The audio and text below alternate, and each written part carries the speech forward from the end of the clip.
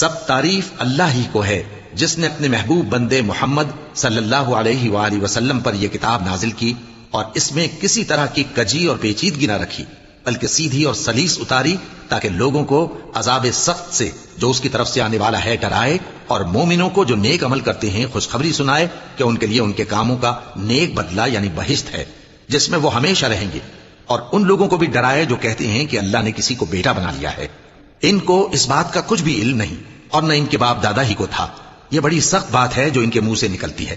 اور کچھ شک نہیں کہ یہ جو کچھ کہتے ہیں محض جھوٹ ہے۔ اے پیغمبر، اگر یہ اس کلام پر ایمان نہ لائیں تو شاید تم ان کے پیچھے رنج کر کر کے اپنے تئیں ہلاک کر دو گے۔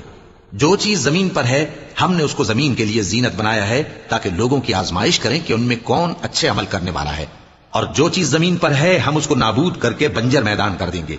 کیا تم خیال کرتے ہو کہ غار اور لوح والے ہماری